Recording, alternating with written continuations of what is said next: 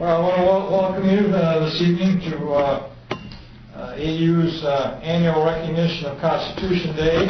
We do have a fairly distinguished panel here to discuss the topic, the President's power to commit America to combat, constitutional, moral, and practical considerations. So, in order of their appearance, we have Dr. Osterauer, a professor of history, Dr. Chris Churchill, assistant professor of history, Dr. Emerson Westacott, professor of philosophy, and Joseph Sempolinsky. I invited Joe because he's a graduate student completing his dissertation at Yale University, and his dissertation advisor is David Mayhew, who's one of the premier scholars in political parties in this country, and he served as a teaching assistant to Akil Amar in his constitutional law class, and Amar is clearly one of the top constitutional scholars in the country. I mean, his work is very good. So I thought Joe might have a few things to say. He's also works with Congressman Reed's office, and so he's got a pretty good insight as to how Congress views some of these issues. And last but not least is Jeff Slider-Beltrow, Associate Professor of Political Science. So each of these will be making brief remarks in that order. And the important thing is with 5 people, it is important to keep it fairly brief. And then we'll allow them to comment on each other's thoughts there if something really is salient in their minds. And then, of course, we'll turn it over to the audience and let you folks ask some questions and try to make this a pretty wide flowing discussion. So Dr. Osterauer, take it away. Thanks for inviting us. The mic a little closer. Sure. Is this better? Can you hear me? Okay. One thing I want to just mention, Bob mentioned the Constitution Day. You all ought to have, assuming you have smartphones, put a Constitution app on your smartphone. There are many of them around. They are free, and I think every American ought to carry one with him or with her. I don't have a lot of time, so I'll try to make a few points, if I may, about the subject of presidential power as it pertains to war making and the use of force. I suppose the most basic is simply this: that in Article 1 of Section 8 of the Constitution, the President is given the power. I'm sorry, not the President, but the Congress is given the power to declare war. That was very, very specific in the sense that the founders, the men who authored that Constitution, clearly did not want to give that power to the President. There's a reason, and the reason is that they feared that a President might go to war to enhance his own prestige, to enhance his reputation. They believed that Congress would be less likely to fall into that kind of a trap, so they provided that power to Congress. But in Article number 2, the article which focuses on presidential power, gives the President the right to serve as the Commander-in-Chief of both Army and separately of the Navy. Now, over the last 224 years, in other words, since 1789, there have only been 5 declarations of war. You probably know what they are from your high school history courses. In 1812, the Congress declared war against the British.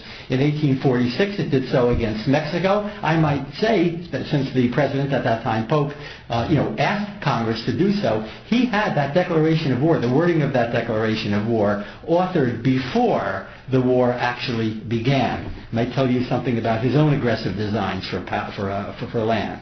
Against Spain in 1898, in World War I in 1917, and again, of course, in World War II after Pearl Harbor, when the United States declared war separately on Japan, and then a few days later against Germany. And there were many, many declarations of war back in that period. There has not been a single declaration of war by the United States government since 1945, and there have been very, very few by other countries since 1945. And that has a lot to do with the nature of the United Nations Charter, and I really don't have time to get into all that. But we've fought about 200 military engagements since 1789, and about 195 of those, or more perhaps even, were without war declarations. Most of these, but not all of these, occurred with authorization from Congress. In other words, the President may ask Congress to authorize the war, even though it's not going to be technically a declared war. And we start there with the quasi-war with France in 1797. It's sometimes called the naval war with France. And it includes recent wars. It includes the war in Afghanistan that we're involved in right now, the recent war with Iraq. And I want to offer a word about whether such authorization is necessary. Most presidents, regardless of their political party, have, in fact, certainly in the 20th century, have wanted to expand presidential authority, which means that they have argued that military action is often legal without authorization. When?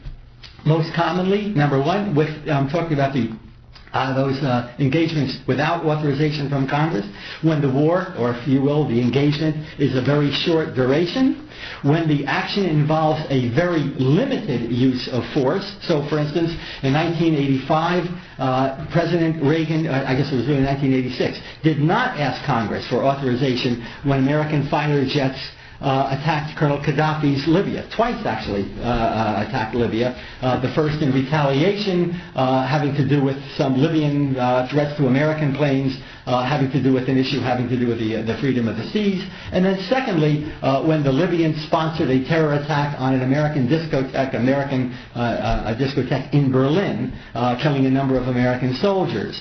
Nor, for instance, did President Clinton. Reagan, of course, is a Republican, Clinton a Democrat. Nor did Clinton ask for authorization when in 1998 he struck what he believed was an Al-Qaeda factory, base kind of factory in the Sudan in a one-time strike.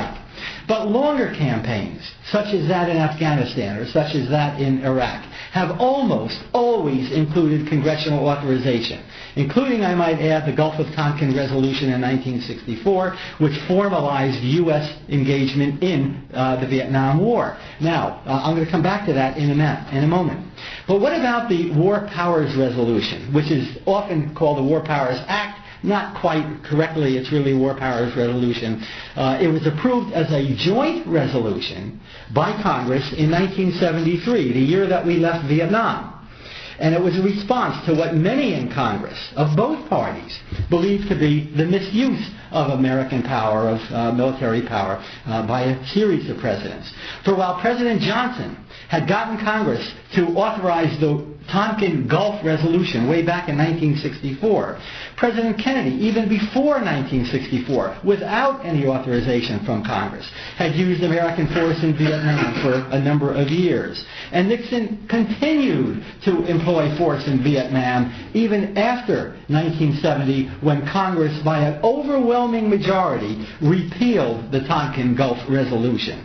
In other words, the Tonkin Gulf Resolution was repealed by a vote of 82 to 10. Many Republicans and many Democrats joining together to essentially deauthorize the use of force in Vietnam. Now, the War Powers Resolution has three key components, three key provisions. First of all, if force is used, Congress must be notified within 48 hours.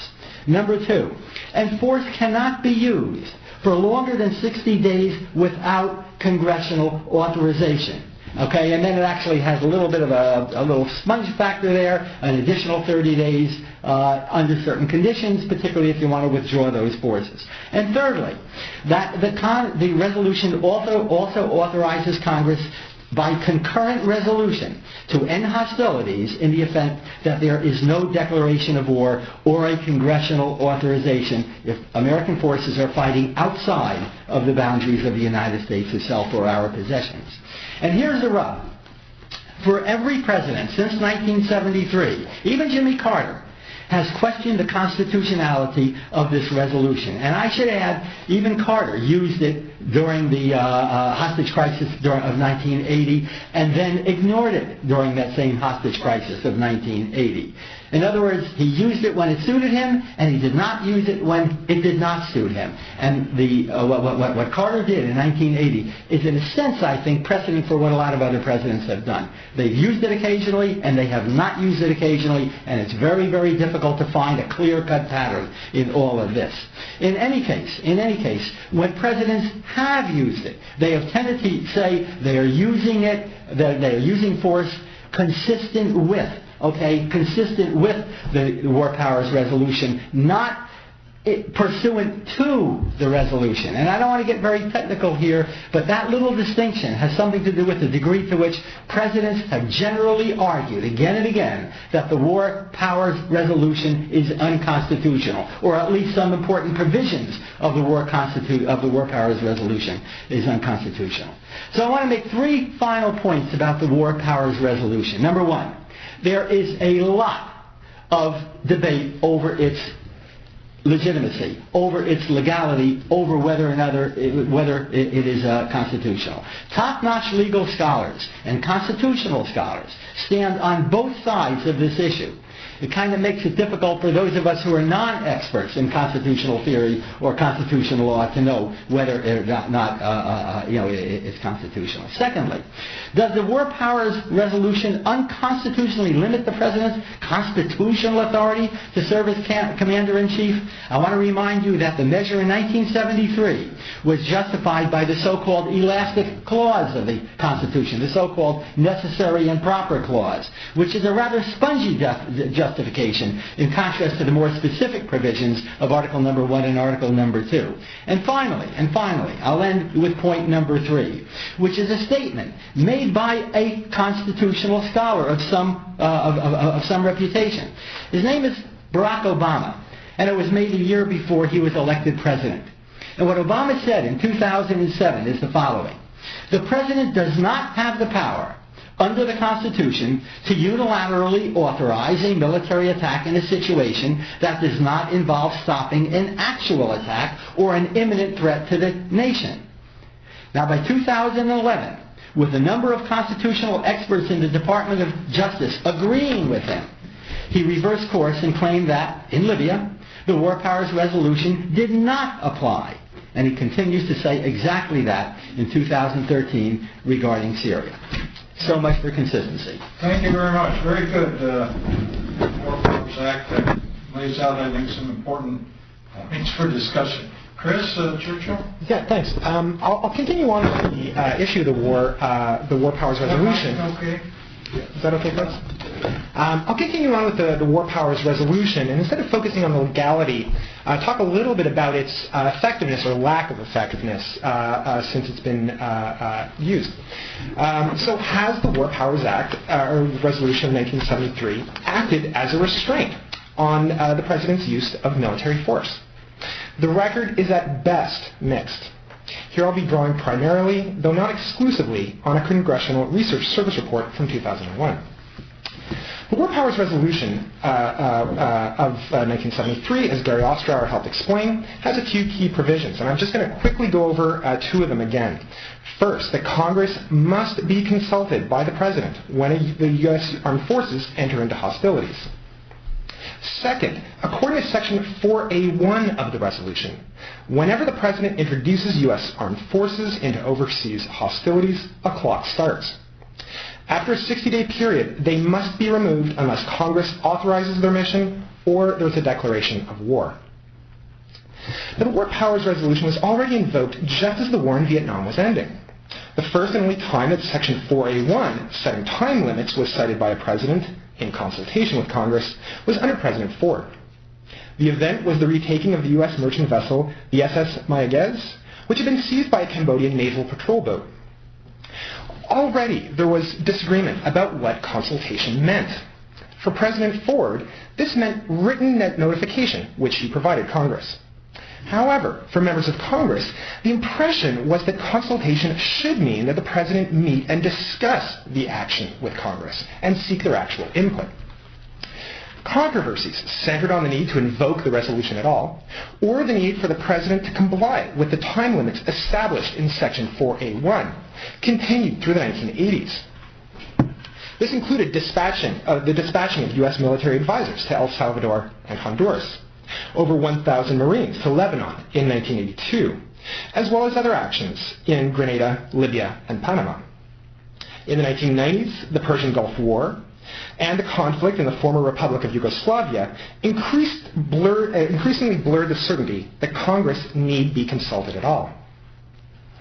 With the 1999 military intervention in Kosovo, by UN mandate with NATO forces, which included US troops, many of the tensions concerning the power of the War Powers Resolution came to a head. Kosovo was nominally part of Serbia, though the population was overwhelmingly, and continues to be overwhelmingly, ethnic Albanian. The Kosovo Liberation Army was engaged in a guerrilla war with Serbian military and paramilitary forces. Systematic terror, rape, and murder followed.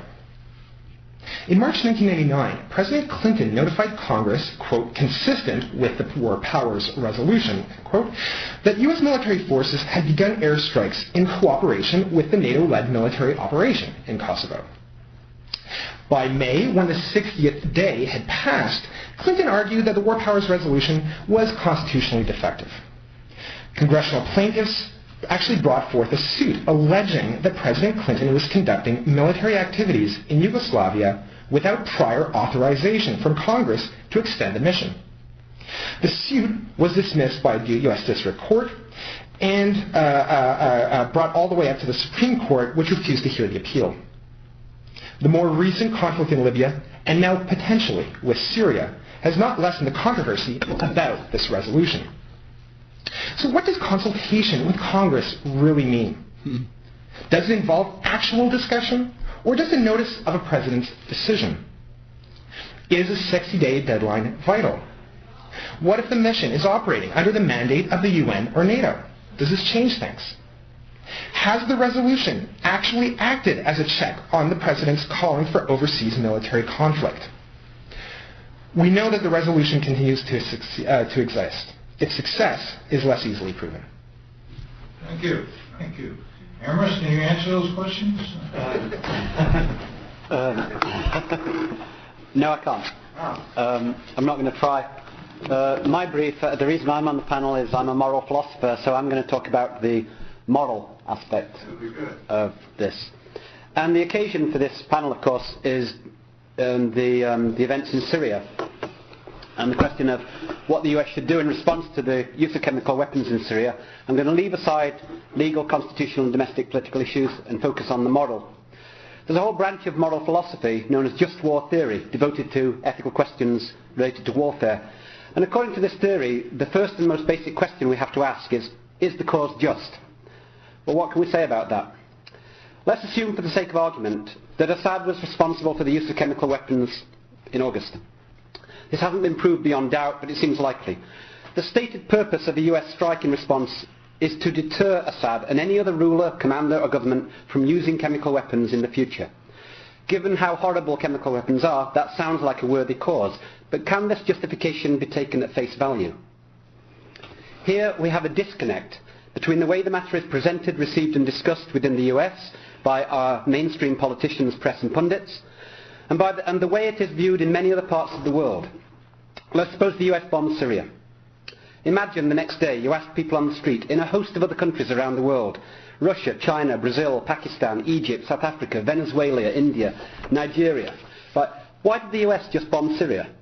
I suspect the most common answer you'd get wouldn't be, oh, they did it to deter the bad guys from using bad weapons. I think the most common answer you'd get would be something along the lines of, they did it to assert their power and protect their interests. Why this cynicism regarding the US government's motives? I think the answer is fairly simple. In many people's eyes, the US government doesn't occupy the moral high ground in international relations.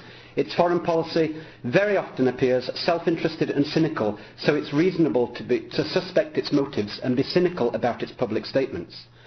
Notice we too are cynical about what others say. Russian President Vladimir Putin recently published an op-ed in the New York Times in which he talks about the importance of international law, human rights and the equality of nations. The typical response of commentators here has been, yeah, right, as if Putin gives a damn about any of that. Why such cynicism? Well, perhaps because this is a former KGB officer who supported brutal military action in Chechnya, has political opponents arrested, beaten and jailed, and is even suspected of having some of his critics assassinated. In other words, Putin has no business pretending he occupies the moral high ground. But in the eyes of millions around the world, neither does Obama or any other representative of the US government. Why not? Well, there's 101 reasons.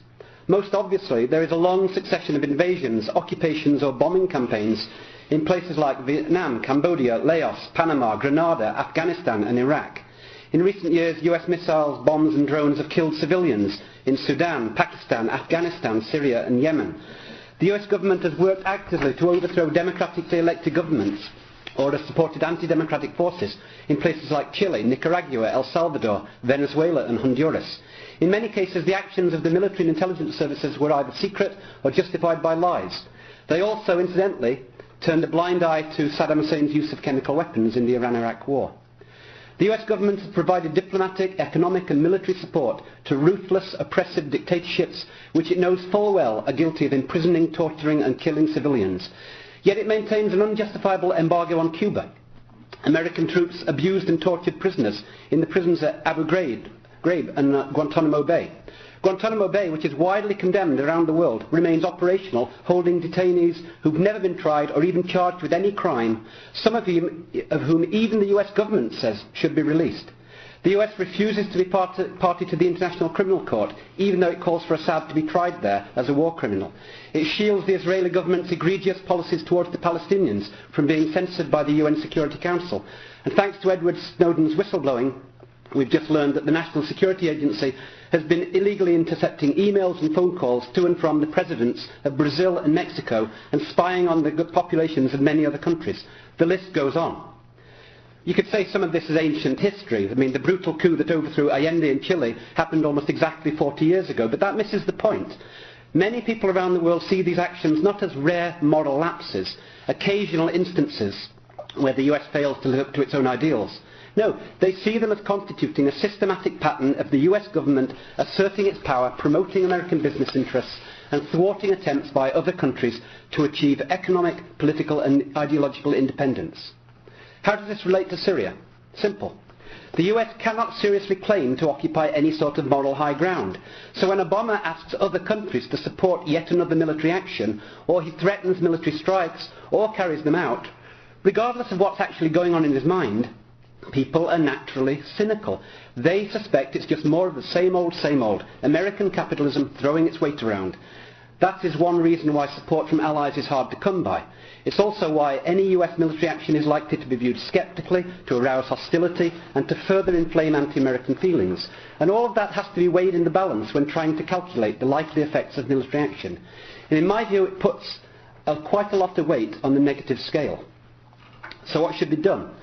I don't have a solution to the situation in Syria any more than anyone else does. As I've indicated, I think punitive military strikes against Assad will probably do more harm than good, although I understand the contrary view and I don't think it's obviously foolish or wrong.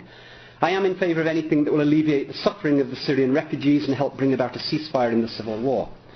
Thinking longer term, though, I do have a set of suggestions for what the US government should do. They should draw a line under their lamentable past record of cynical and self-interested interventions and begin a principled ascent to the moral high ground from where they can legitimately hold the country up as a light to the nations.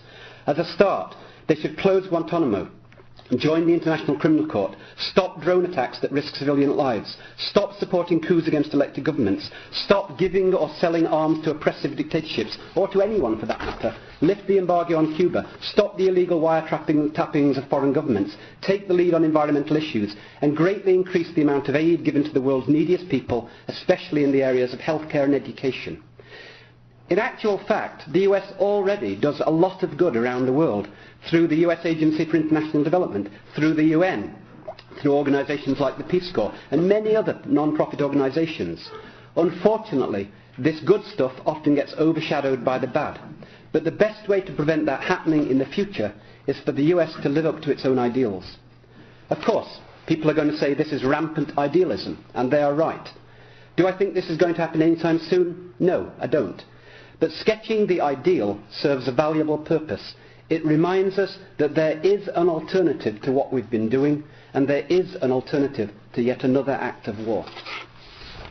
Thank you. Joe, you have some thoughts here? Thank you very much. Share with us briefly here. Yeah, so again, my name is Joe Sempolinski, so I'm sort of on the panel, I guess, for two reasons. One is, was stated, was my sort of academic background as a graduate student in political science and my teaching background in constitutional law. what I do with my day job is I'm the district director for United States Congressman Tom Reed, who is the congressman for this congressional district, an alum of this university. I think we've got a couple of his old professors up here. And so what I do day to day is I run the half of his staff that's in New York State, and the other half is at the Capitol. And so I'm his eyes and ears in the district. But I'm also, in many ways, your advocate when we're making decisions in our staff on major issues. And I'm the one that sort of tells the congressman what his district feels and thinks, and so it's very important to have these type of discussions. So I'll try and wear both hats and cover both issues. What we're dealing with the broader question of war powers is probably the most sensitive, the most life or death type of example of something that's inherent in the constitutional structure. Our Constitution is built to be a system where different power bases compete with each other, where they have overlapping authorities, where they, as James Madison said in the Federalist Papers, ambition is made to counter ambition. And it's very stark in the Constitution on the war powers issue. Dr. Ostauer mentioned at the very beginning of his talk. We have, at the same time, in Article 1, the Congress given the power to declare war. Important to note, not the power to make war. That was actually, there was a vote in the Constitutional Convention on whether to change it to that. The thought being that there will always be cases where you have to repel an invasion, that there has to be something that has to be done without congressional approval. No one ever figured out exactly what that line is going to be. But the power to declare war, very explicit in Article 1. The power of the Commander-in-Chief, very explicit in Article 2. This is an inherent tension, and I think the reason that we're still talking about this 200 plus years later is because of that ambiguity. There really are no easy answers to these type of questions. It's the same tension that exists throughout our constitutional processes where our legislature authorizes actions, makes laws, and the president has to execute them. Sometimes the president does things that the Congress feels is beyond what he was authorized to do, be it in war or other areas. And sometimes the executive feels that the legislature is micromanaging. We have those going on throughout our entire structure. So this is a very stark example of this. It's an example that goes beyond just the everyday. It goes into real life or death situations. But there's two ways in which this tension plays out. One is, as I said, a difference between authorization and execution. The legislature determines whether someone is able to go to military activity. The president may feel that they don't have that power. Most of the time, that's the process that goes through, and I think I'm going to get to in a minute why I think that actually happens. But there's another tension that exists both in war and with our other areas, is the power of the purse, power of money. He who has the gold makes the rules. And the president is, in many ways, hamstrung by the power that he does not control appropriations. When the Congress feels that a previously enacted law, a previously authorized military conflict is not appropriate any longer, but does not have the wherewithal or ability to break through the gridlock, oftentimes they try to defund something. This was attempted in Vietnam. There's been talk about it in later conflicts. This particular tension of the president has to execute the laws he was told to execute, but he doesn't have the means to do it unless the Congress continues to providing those dollars. These tensions remain, they exist, they are perpetual, they wax and wane between the legislature and the presidency as to who is on top, who is not. In the Nixon era, there was an attempt to sort of codify it, to clean it up, as was described, the War Powers Resolution. No president feels that's constitutional, and I think one very pertinent example, as Dr. Ostauer said, is the current president. Where you stand on constitutional issues is quite often determined by where you sit. So when you're a senator and you're in the legislature, you may feel that the Congress is the one that should be calling the shots. A few years later, when you're in a different seat, you're the president, lo and behold, your position's changed. So the War Powers Resolution was something that was passed at a moment when the pendulum had swung very far in favor of the legislature due to the actions of the executive in Vietnam. In subsequent years, that pendulum has swung back to the executive. It swung back to the legislature in response to Iraq. So these things, I would most importantly, from a constitutional perspective, say don't happen in a vacuum. You might ask, why hasn't the Supreme Court weighed in and said once and for all, what one thing is legal, one thing's not? But each of these situations that develops is individual. It's based on contingency, and there's one factor I think very few people bring into constitutional thought, but is very important to understanding what actually happens, and that's public opinion and the political realities of the moment. When something is popular, the president's going to be able to get away pretty much with whatever he wants to do. When something is unpopular, we start having these disputes and arguments. The Supreme Court is very hesitant to weigh in because of these wild popularity swings, because they don't have the money or the army to back up their assertion of authority, like the Congress and the president do. So what ends up being the deciding factor in many cases, and this is probably a good thing given a democratic republic, is the people. And so my personal experience, I've been with in 3 cases where authorization was thought about in the room with members of Congress who were making these decisions. About 10 years ago, and this was sort of by dumb luck, Congressman Houghton was the congressman for this district, and I was an intern. I was a kid that fetched the faxes in the mail and everything. And we had a meeting where the congressman brought every one of his staff, paid and unpaid, into the room, and we went through and said, should we vote to authorize use of force in Iraq? And the staff was about 50-50, but one of the biggest considerations that the congressman had was, well, where are the constituents on this? In that case, it didn't help too much. The constituents were about 50-50 as well. But that was the type of decision-making that went on. At least in Mr. Houghton's mind, he may have been an exception to the rule for a variety of reasons. The president's political pressure was much less of a consideration in the room when he was making those determinations than the political pressure that came from the actual people to vote for him. The other 2 examples are in my time as a staffer for Mr. Reed, Libya and Syria. And I think they're intrinsically related, because I don't think you can understand what happened with Syria without understanding what happened with Libya from a congressional context. Congressman Reed found out that we intervened with Libya on CNN. He doesn't, and I don't, feel that's constitutionally appropriate. A member of Congress should not know that we're engaging in a military strike of that type of scale without some sort of notification. Now, the president did get around to notifying Congress 2 days later, when it had already been started. He argued that there was a UN resolution, that there was NATO allies in place that said this was acceptable. Subsequently, several months later, far longer than the president said was actually going to be the amount of time we were in Libya, we did have 2 votes in Congress on what to do. One of them was a vote to authorize an additional year of use of force for Libya. It was sponsored by some of the president's Democratic allies. That vote failed. Congressman Reed was one of the folks that voted against it. He did not feel it was appropriate that we were in Libya, but we did have the vote. Second, there was a vote on whether to defund the Libya campaign. Surprisingly, that vote also failed. So the Congress sent a very mixed message to the president on what was an action that was viewed in a mixed realm by the public. And we said, you can't do this, but we're not going to take your money away to do it, which doesn't really stop the president. But there was a lot of pent-up frustration with the fact that he had done this without any congressional authority.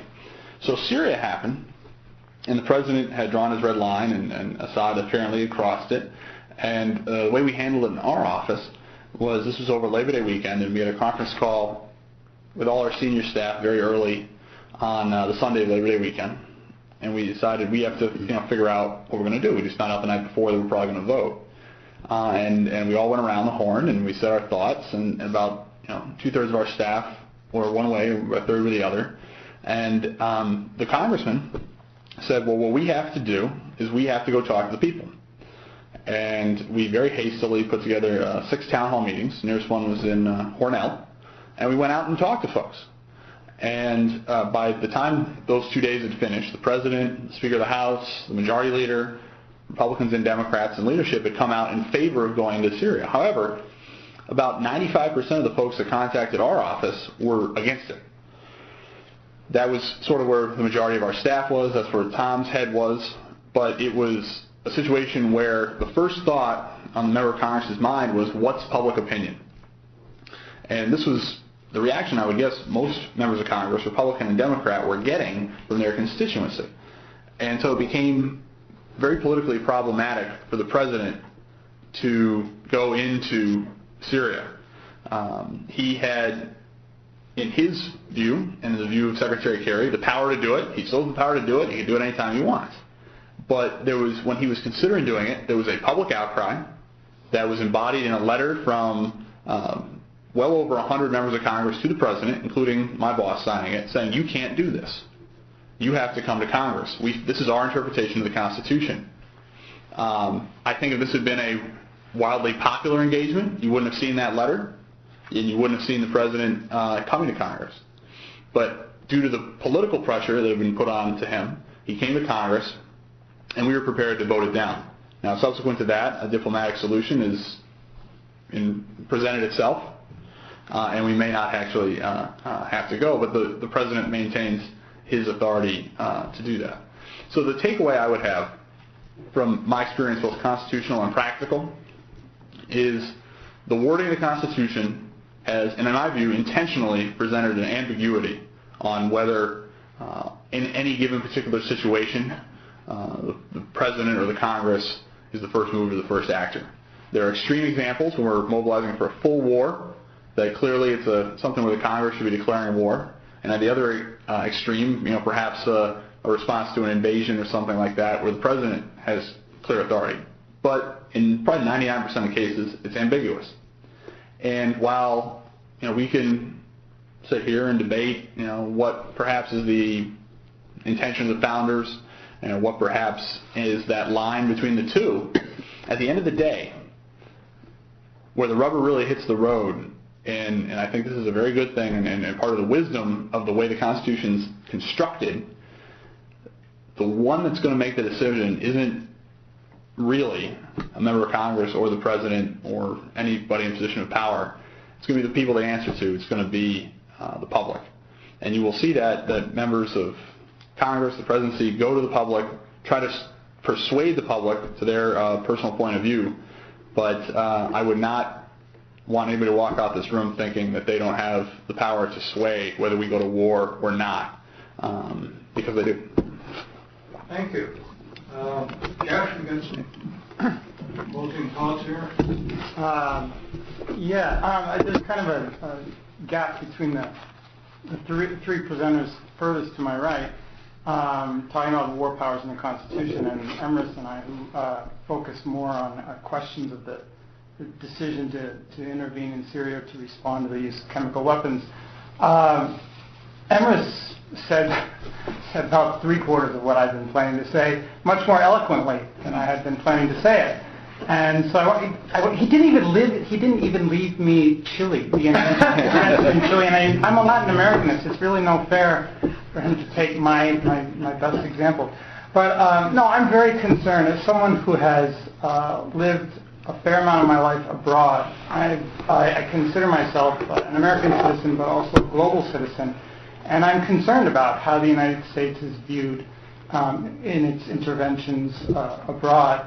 I think that a part of our power in the world today, a big part of our power, is what we call soft power, our ability to attract, to persuade, to inspire peoples around the world. And that it's not just military power that's, in the end of the day, is going to necessarily take us where we want to go. So there's this, in our U.S. foreign policy decisions, we're a very moralistic country when it comes to declaring the reasons, the justifications for our interventions abroad. And we always have, we're doing it to liberate this people, to bring democracy to this country, to save the women of Afghanistan, and to do this and that. And that's fine, but when critical observers and realist international relations theorists and others look carefully, they see that, there are underlying motivations that are not quite as attractive. And it basically comes down to our national self-interest. I mean, it's not as if the U.S. is different from any other major power in modern history. They've always ultimately pursued their national interests. But the thing about us is that we really consistently make these huge claims based in principle. We don't say we're doing it for us. We're doing it for everyone. And I think this is what often it comes to be a big problem with people in other places seeing us as being not only arrogant but also hypocritical. And I wish, along the lines that Emerson was saying, he'd love to see us really act consistently in accordance with our principles and have our principles really drive our policies. But I, too, don't see any real likelihood of that happening in the near future. But just to give you an example, I mean, Emmer's had this incredible laundry list of examples. And I thought I'd just mention a couple of them. One from Latin America, more historical, is that many of you will remember the Iran-Contra scandal. And I mean, the U.S. supported an armed force made up of initially largely members of the Nicaraguan dictator Somoza's National Guard, which had been really treating the population of Nicaragua rather roughly for years. They'd risen up against him and overthrown Somoza. But the people who defeated Somoza were political forces on the left. They were self-described. Many of them were Marxist-Leninists, and they allied more closely with the Soviet Union than with Western countries, though they did have fairly good relations with a number of, especially West European countries. But at any rate, the U.S., when Ronald Reagan came to power in 1980, about a year after the Sandinistas overthrew Somoza in Nicaragua, they created an army in southern Honduras and another force eventually in northern Costa Rica to launch attacks on the country. And these forces used really despicable methods. I mean, they attacked and killed innocent civilians in villages throughout northern Nicaragua. They were trying to basically, I mean, it was seen widely as a kind of a terrorist strategy to undermine support for the Sandinistas, and they were denounced for crimes. And there was Congress learning of the very clear evidence of really atrocious behavior on the part of the Contras, cut off funding, voted in the Boland Amendment in 1982 to cut off funding. But then the U.S. government went around that and got outside funding from places like Iran, which, again, it's an example of U.S. policy that we say we're doing it to stop communism, to liberate the people of Nicaragua, and so forth and so on, but our actions, when you look at them carefully, don't always match our stated principles. And more recently, and more relevant to the example of Syria, is of course something Emmerich mentioned, and that was that in 1978-79, the Iranian Revolution produced Ayatollah Khomeini and an Islamic state that was very anti-U.S. And so when its neighbor, Iraq, led by Saddam Hussein, and with concerns that its own population might side with the Iranian Revolution due to ethnic and religious similarities, a huge part of the Iraq population is Shiite, as the population, most of the population of Iran. So the U.S., when Saddam Hussein, leader of Iraq, attacked Iran and started the Iraq-Iran war, the U.S. tended to side with Saddam Hussein. Now, what we knew, the thing I want to emphasize about that is that Saddam Hussein, we know, it's been written about recently, especially in Foreign Policy magazine, we knew, the CIA knew that Saddam Hussein was using chemical weapons, in part because they served very well to counter the Iranians' tactics of mass waves of poorly armed soldiers just running across the battlefield. So chemical weapons were very effective in that situation. But the U.S. knew about it. We didn't denounce it at the UN. We didn't do much of anything about it. Later in the war, when it looked like Saddam Hussein was going to possibly lose the war, Iran, there was a moment in 1986-87 when Iran was planning an offensive. It looked like the Iranian forces might break through and take a major city in southern Iraq. The U.S. actively supported Hussein, providing information and so forth, knowing that he would use chemical weapons, which he did in several major battles, killing thousands of people. So this example of, well, when Saddam Hussein was our ally, we looked the other way. We looked the other way when he used chemical weapons. Now Assad is our enemy. We want him out. And so now he's a terrible criminal that has to be stopped. So it's that kind of thing, those kinds of examples that I think, it would be nice to think that we could do better in avoiding them and acting in accordance with our principles into the future. That's what I'd like to say. Thank you. Well, we certainly have a range of thoughts and opinions here. If the panel has any further comments or questions of each other, we can take but I want the answers limited to 1 or 2 minutes. Any thoughts here? Anybody want to attack anybody or praise anybody? Or further thoughts? Yeah, I'll use a chemical weapons attack against Jeff Slater. I'll show here. That would be new. Okay, get to it, Jerry. A couple things. I think that I'm a diplomatic historian. Okay, so my specialty is knowing something presumably about foreign policy and the way in which nations, at least historically, have acted. I have no quarrel with anything that Emrys had said in respect to the bad behavior of the U.S. And perhaps I come into all of this with not quite as cynical as Emrys in light of all of this, because I have low expectations. It's kind of like the way I approach my golf game. The reason I enjoy golf is because of my low expectations, and I think that I can even not enjoy, but appreciate a good deal about American diplomacy because I don't have such high expectations. Having said that, the fact of the matter is that we're watching right now, I think, the end of what political scientists might describe as the chemical weapons, the anti-chemical weapons regime. In other words, a whole series of measures going all the way back to the Hague Conventions of 1899 and then 1906, and then of course the Geneva Conventions of 1945, 1925 and 1949, and a bunch of other things as well, leading to the chemical weapons treaty in 1992, I guess it is.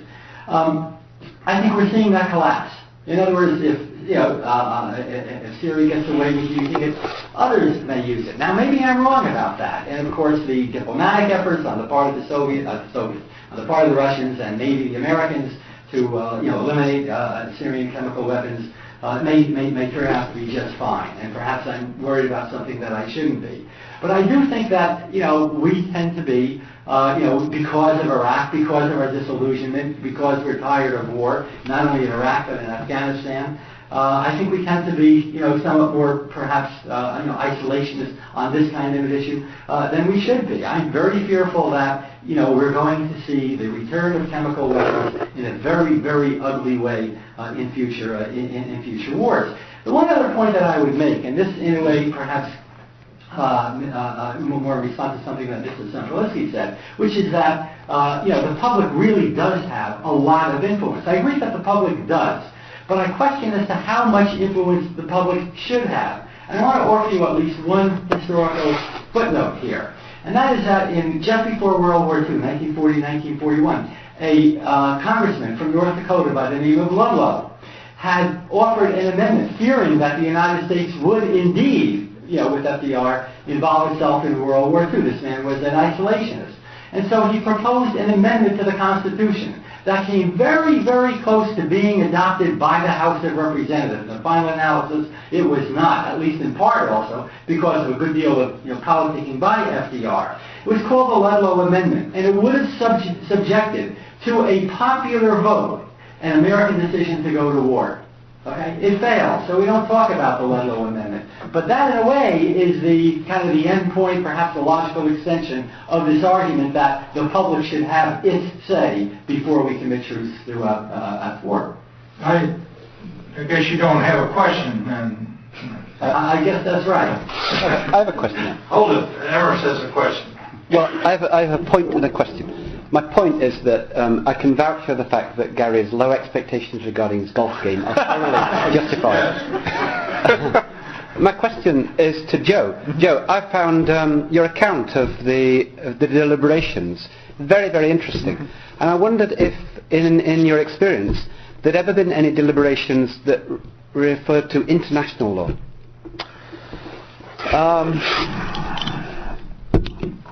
I would say, at least in my experience, it's been tangential in the sense that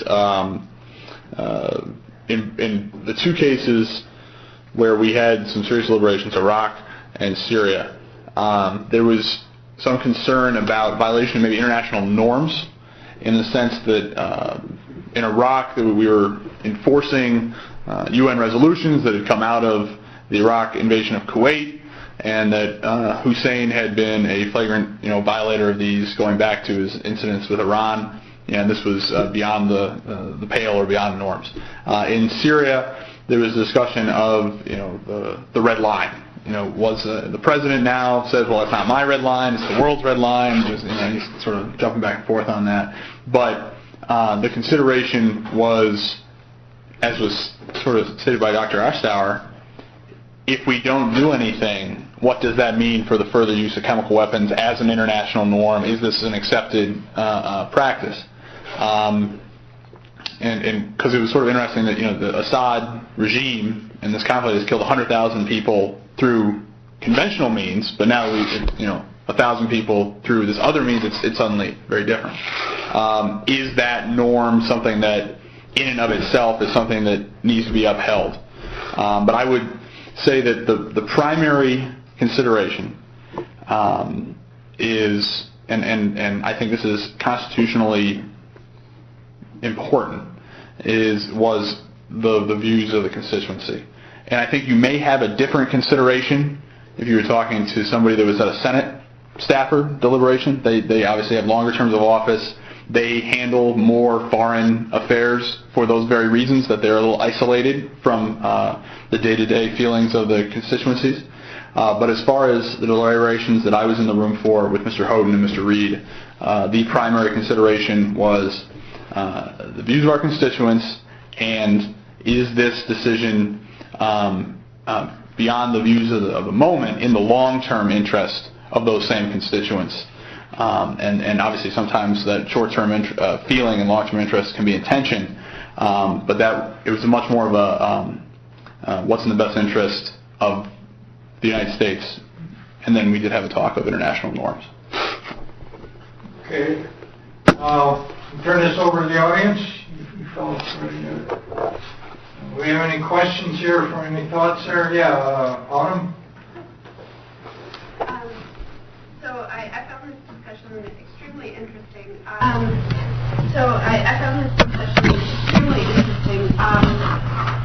I come at it from more the international relations angle, so I wanted to hit on that just a bit, because one of the things, there's this tension, I think, between the realpolitik and the morality arguments, and that came out very clearly in what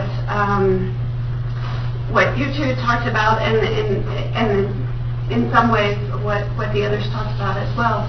But one thing that was not mentioned was R2P, or the responsibility to protect. And this is what was invoked in Libya. This is what passed the UN Security Council. This is what ultimately authorized NATO to go into Libya. This is what was sought for Syria, but UK, France, and US could not get. And the question that I would pose is, can we not get it for reasons of morality or reasons of realpolitik, because we know that Russia is very closely aligned with Al-Assad, and so there's the realpolitik tension here. And then we also see that perhaps, this idea of selective intervention, or this reality of selective intervention, which the U.S. and other countries often engage in, France now. Yeah, so you're asking R2P, whether we have a responsibility to follow up on that? Well, I'm asking about this tension between which is guiding the policies here, and yeah. So the question is? Right. The question is it the fear to engage in responsibility to protect, or to invoke responsibility to protect, I should say, because of Libya, or is it because of more realpolitik that we're not entering into Syria? I wonder, if I could just twist that a little bit and ask Emrys if there is such a thing as R2P. Would that be a basis for war? I think that, as I understand, under the current United Nations Charter, that isn't one of the reasons that you can justify an act of war. I would like. The question is there a moral responsibility? I think that I'd be happy to say yes. Sometimes there is a moral responsibility. In the case of Libya, I thought there was actually a pretty good reason to try and prevent Gaddafi from massacring a civilian population. And so I actually think that it would be a very good thing if the United Nations could modify its charter to incorporate as a legitimate kind of action a responsibility to protect. But achieving that is very difficult for realpolitik reasons. Is there a philosophical position anywhere that supports the R2P? You want to call on anybody besides yourself? I wanted to follow up on that, not on the question of moral philosophy, but this R2P. I think R2P could have really been consolidated more strongly as a principle when the imperiled population of Benghazi was being served. But part of the problem, of course, is that the U.S., UK, and France went beyond the decision of the United Nations, which was to protect the people, and went on to go ahead and go after Gaddafi. And so, coming out of that, Russia and China and many countries around the world, we're not going to give them another pass. We can't afford to do that because the U.S. and they just went beyond the mandate. So, unfortunately, I think that would have been a case in which it could have been actually strengthened, but it was an opportunity that was lost. Yeah. Anybody on the end there?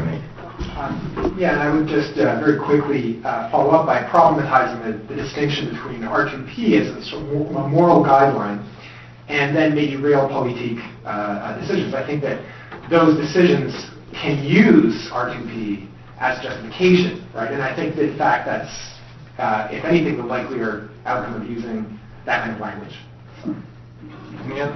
Another question? Should we be the moral police of the world? Well, who else would be? As a Canadian, I have a suggestion. We got you to see what he wants to. Go ahead, Chris. No, I think that is a really, really good question. I think that there's a place for intervention from many countries, and I don't think this is only a responsibility the United States should bear. But I think that responsibility has to be also grounded in an understanding not just of American constitutional law, which I think was really well discussed here, as well as moral issues, but also understanding the specific historical circumstances of those countries in which intervention is going to happen. I'll give you a very specific example of Syria. How many people here are aware that the U.S. has already engaged in 2 coup d'etat attempts against Syrian governments? Couple of people. Now, if I asked that in Syria, there'd be quite a few more hands. I'm going to assume that would rise here. So the first coup d'etat post-World War II in the Middle East was in Syria with U.S. authorization and CIA support. The first democratically elected president of Syria was overthrown, Shukri al-Qaidi. In 1957, there was another coup d'etat attempt, much more poorly organized, that was found out. One of the agents was arrested, then eventually released to the Americans. Now, so there's that issue. One of the other countries that is most for intervention in Syria right now is France. Now, one of the means of intervening in Syria that's been proposed is aerial bombardment, right, of select targets. Well, what has France historically done in Syria? It has repeatedly bombed Syrian civilian targets during the French occupation of Syria, including in the month of May 1945, which was, some folks probably here know, the year in which Germany was finally defeated in World War II. That same month, France was bombarding Damascus.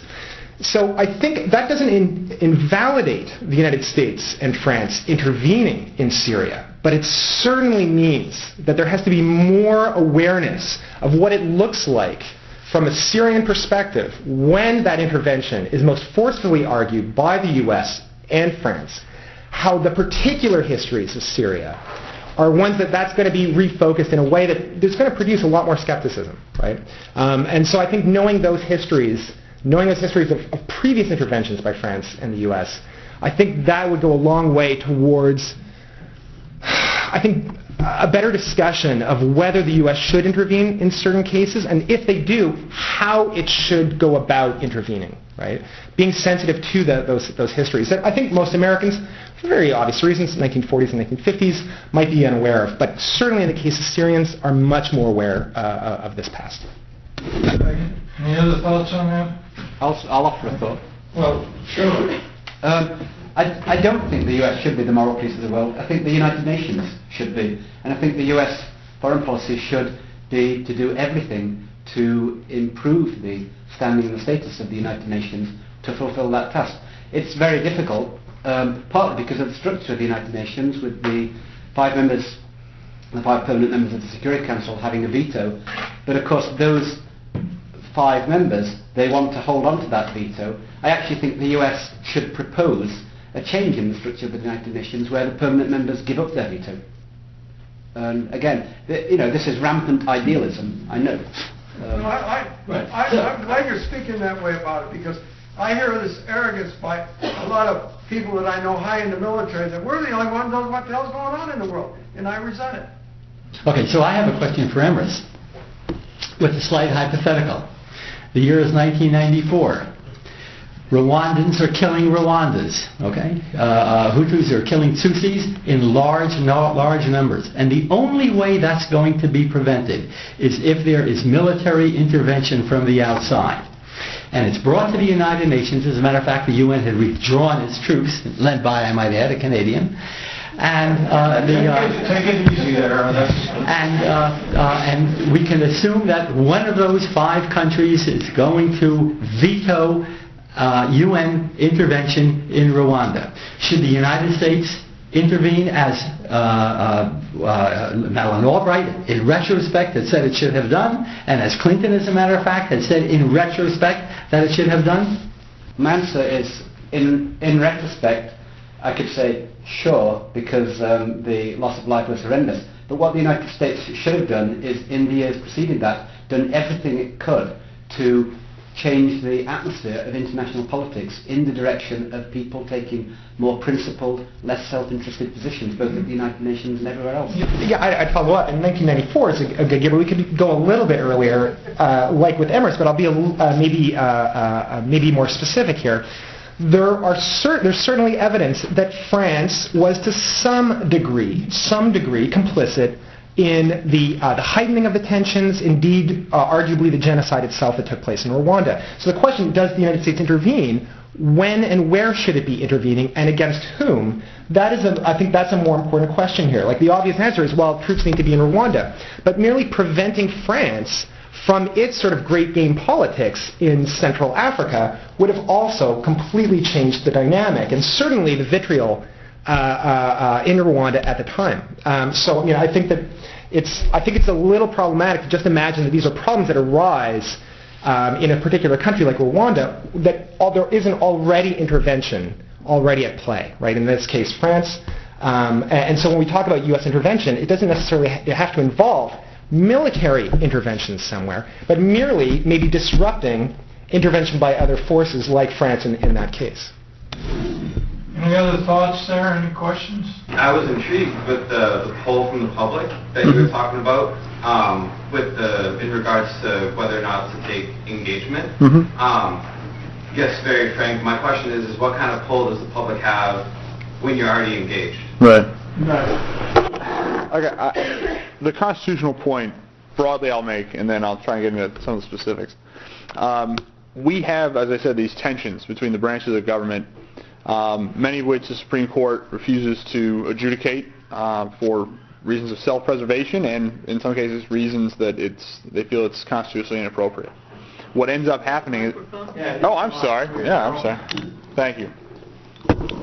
So the final arbiter ends up being public opinion, both through expressed public opinion and then ultimately through elections. So at the end of the day, if the public overwhelmingly turns against an intervention, those folks that are supporting it are probably going to be voted out of office. And that fear of loss of employment is something that can actually change people's minds down in the Capitol. In the case of the particular example of Syria in this district, it was something that was of high concern. Like I said, the process we went through was we sort of talked about it amongst ourselves. Tom came to his own personal conclusions, and then we went out and talked to the folks to see if they had a different perspective. What was interesting was that in this case with Syria, you had folks that were against it for very different reasons, but came to the same conclusion. You had people that perhaps were more pacifist, that didn't believe in intervention, maybe period, against it. You had folks that are isolationists, that felt that it was not an appropriate circumstance for the Americans intervening because it had not affected them directly.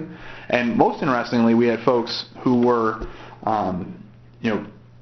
perhaps more likely to intervene, perhaps folks that may have been in favor of Afghanistan and Iraq, but felt that what was being proposed would be ineffectual. That, yes, it's bad that chemical weapons were used, but a pinpoint, unbelievably small, I believe was the Secretary of State's word, strike wouldn't work. So what you see in our district, I think, was a microcosm. What you see across the country is folks became very hesitant. In our case, it was leading us where the congressman's head already was, but folks became very hesitant to cross that much of a public opinion. Stops it from happening in the first place. What you end up having in perhaps the example of Vietnam is, we have a repeal of the Tonkin Gulf resolution, as was stated. Ultimately, funds get cut off, and Saigon falls. We've pulled out. Ford goes to Congress and says we need to save our South Vietnamese allies, and the Congress says no way. We've had enough. So the world does not turn on a dime. Neither does public opinion, and neither does the U.S. government.